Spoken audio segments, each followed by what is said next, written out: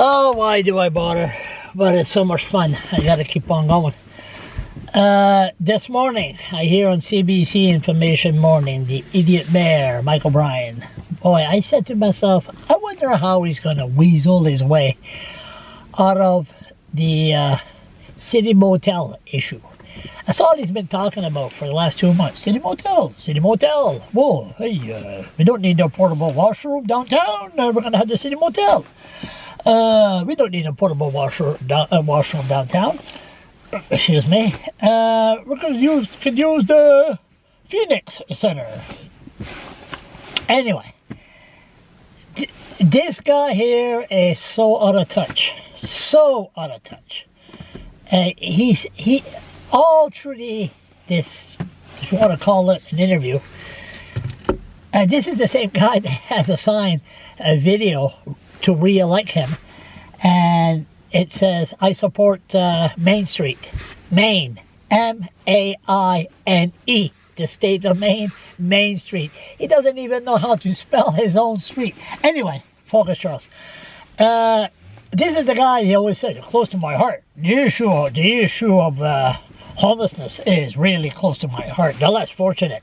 The most vulnerable. Close to my heart. Bullshit!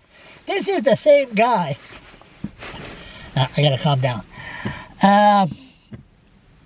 We fought to have a bus shelter at the welfare office on top one of the highest peak of the city. No heavy wind in the winter. And we had it all ready, and this idiot shows up. Well, you shouldn't associate yourself with Charles LeBlanc.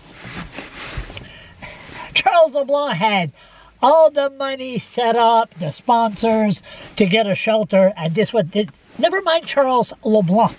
If she could get a shelter for the poor families that has to wait for the bus. But this is the kind of idiot that we're talking about. The city motel. Federal government backed off. I mean, there's so many unanswered questions. I mean, I don't talk to the people that's in charge. I don't see them around. Question. Okay. The federal government gives $1.4 million. Boom. No problem. They buy the city motel. Who's gonna maintain it? Now, this idiot is turning around and saying, well, we got lots of questions, Terry. Who's going to maintain it for the next 20 years? But the last 2 months has been city motel, city motel, city motel. And then he asked, what will you choose? $1.4 million for Officer Square or city motel?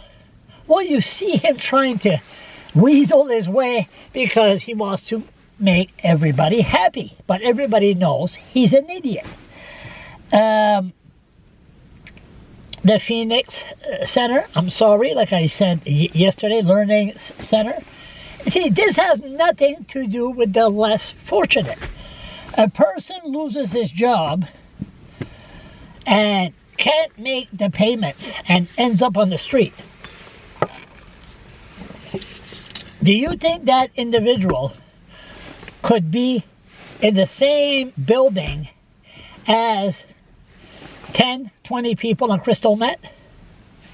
Of course not. Of course not. Because there's going to be trouble. It's a style of life that person has never seen or never witnessed. Okay, I got caught. I'm on the street. There you grab the person, the government, and the organization, and make sure that person is taken care of. But this is not what's going on here. This is people that goes into an area and they completely destroy and ruin it. I mean, downtown, the Victory Meat Market. I mean, you had the Sweetwaters across. You had a building beside it that was a Bible study thing or something. And the only action there was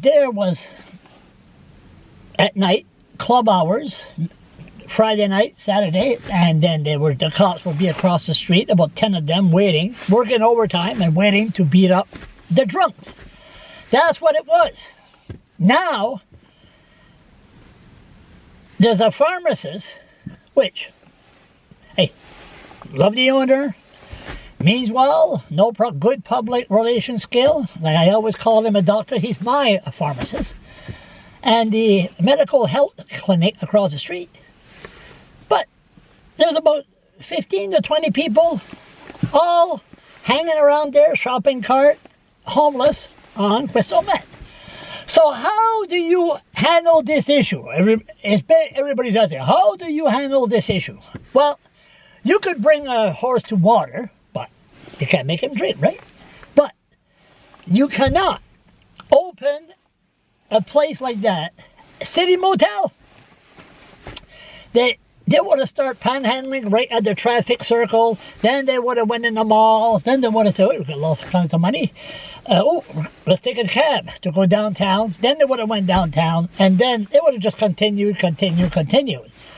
Learning center, we saw what happened. I mean, I'm sorry. I wish I could say good news, but I can't.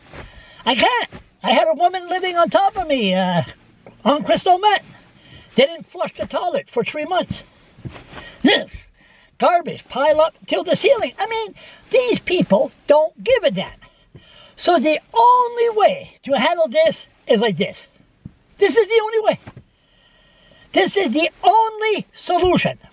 Of course, a lot of people will say, well, let's bring those people in the industrial park area. Yeah.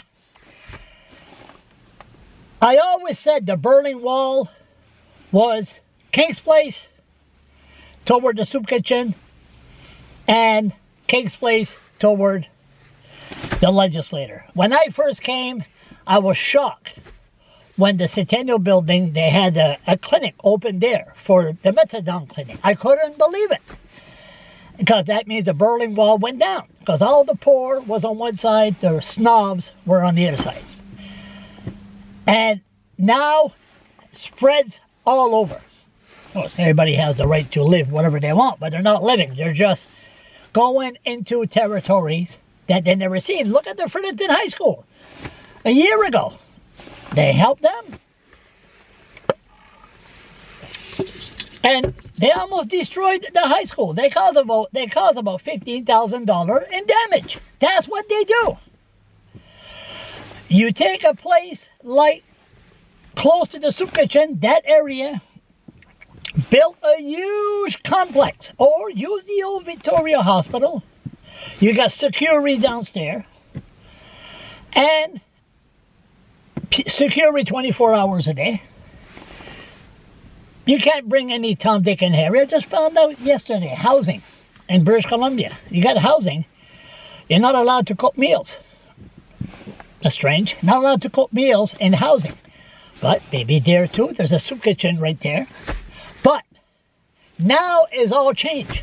Like me, I'm even scared to go at the soup kitchen now because it's not the same like it used to be. Nothing is. It's all crystal meth people, and it looks, dangerous. I'm jumping here, sorry.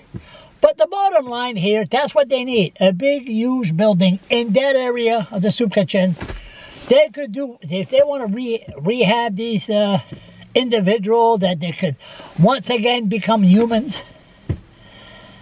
It'll be a good idea. It'll be great.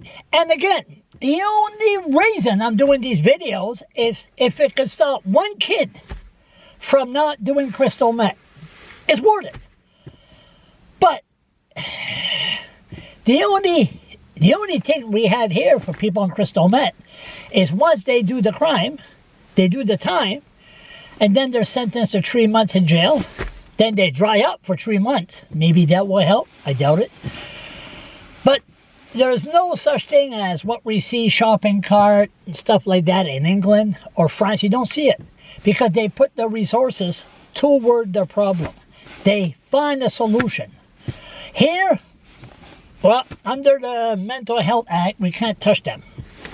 We shut down Senecare, thank you, Frank McKenna, and they're on their own. And I'm telling you, if they went into an area high on crystal meth and they didn't destroy the area, it would be okay. But this is not what's happening here. They don't want authority to tell them what to do. And there's trouble. There's trouble. There's destruction.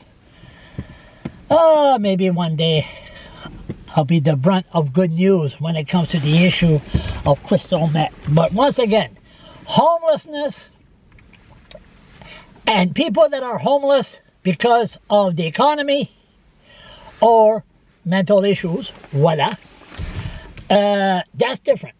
But don't add on the people that's high on crystal meth and homelessness, because they're not the same. This is two different things. The people on crystal meth wish to be homeless. We got to get the facts straight. And look at Miramichi here. There's no shelter. No shelter at all. So why is it so important to have a shelter in Fredericton?